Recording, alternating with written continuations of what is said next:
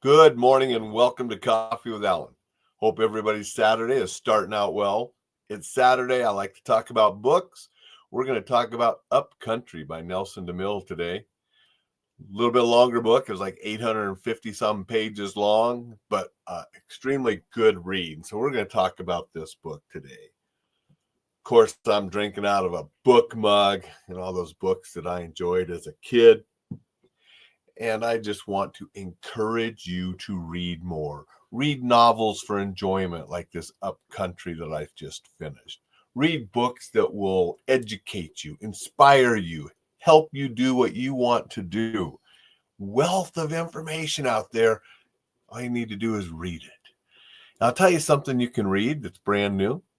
Read Still Standing, How to Get Back Up When Life Knocks You Down. Just released that. It's available on enjoylifesafely.com. You can see some social media posts that have the link, but go to enjoylifesafely.com. You'll see it right there on the homepage. Still Standing, a free download. And this, it's titled How to Get Back Up When Life Knocks You Down. But even if you're not knocked down right now, I guarantee something's going to hit you in the future because life keeps throwing punches continuously. And this book can help you with the motivation to get the determination, the resilience, the discipline to face those hits head on, take them, and keep going forward. So I encourage everyone to download Still Standing, How to Get Back Up When Life Knocks You Down. I just finished it, made it available, and I think you'll get some good information from it. You'll also get an offer, a very good deal on a course that I really worked hard on to make sure that would help people too. So that's available now. So go to enjoylifesafely.com, get your copy of Still Standing. Dixon's here. Dixon said, travel day for me. So I'll have to download that freebie upon my return home. I hope you like it, Dixon. So thank you much. Thank you for being here. Hope your travels are going well. Hope everybody enjoyed their 4th.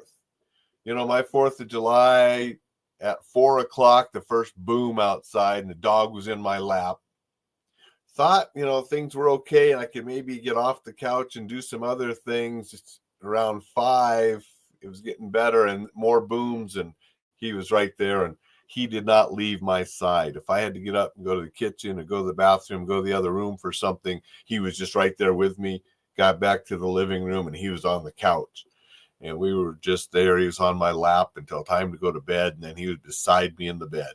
Poor little guy was pretty scared with all the booms going on, but we made it through the night. He didn't even eat his dinner last night. I went over by his bowl and said, come on, I'll stay here with you while you eat. And he wanted to go back on the couch so he ate his dinner this morning when he got up, and things are good this morning. But poor little guy was sort of scared. So we're going to get out and go take our hike here and do that really soon. But want to talk about Nelson DeMille's Upcountry. Now, I don't remember. It's been a number of years ago. My sister asked if I had read Nelson DeMille, and I hadn't.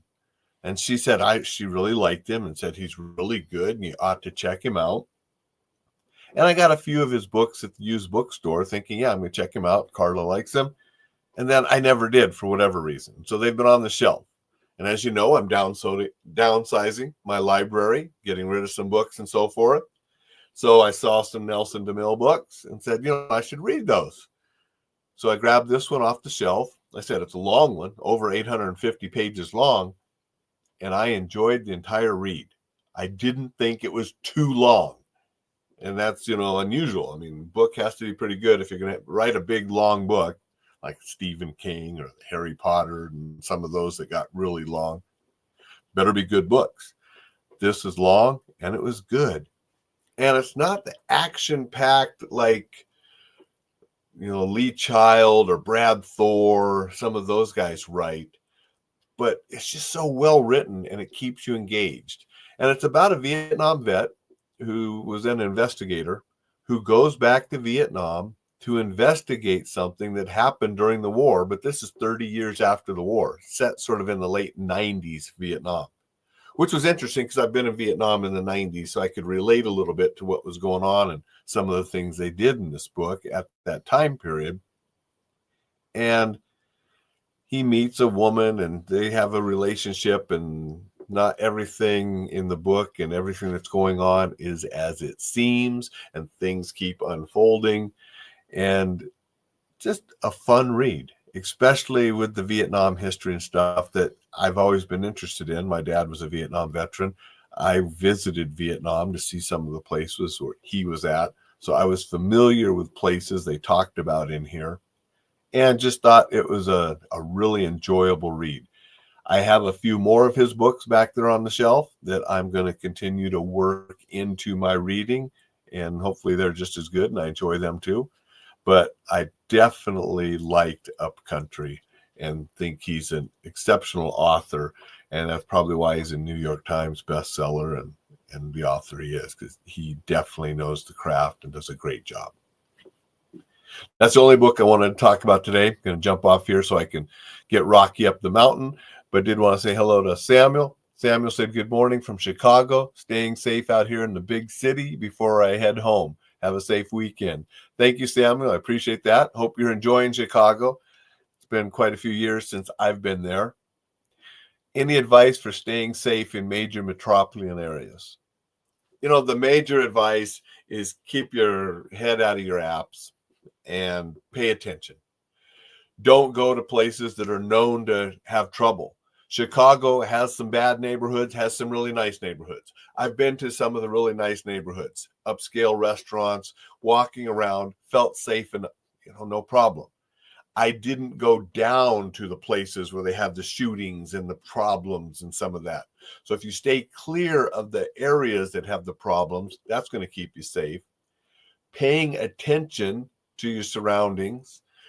Notice something that's off, get out of the area. That's going to help keep you safe. And those are some of the most important things, is where you go and paying attention. Those are the two biggest for any type of area. Don't let people get too close to you. I don't remember it ever happening in Chicago. It's happened to me in Vegas. It's happened to me in New York, where New York City, where people trying to come up and give you something that then in return they want money for, or they're aggressive, panhandling and so forth.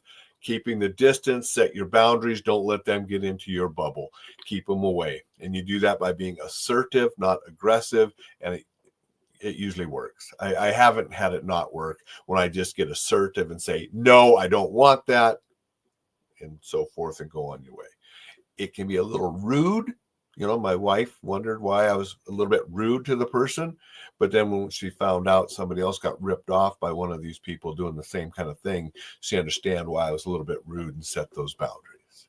So that's sort of a little bit of advice to stay safe. And again, choosing where you go is a big part of it, because a lot of the crime that happens in Chicago happens in certain areas among certain groups. Avoid those, and you're going to be a lot safer. Good morning, Thad. Appreciate you being here and saying good morning. Appreciate everybody. Hope you all have a fantastic rest of your weekend. Dixon, have good travels. Samuel, have fun and enjoy Chicago safely. Thad, you have a good rest of your weekend. I'm going to sign off here and head up the mountain with Rocky and then try to get some other stuff done today. Oh, Samuel said, thank you for the insight. Dixon said, holy cow, I was old enough to serve in the Vietnam War.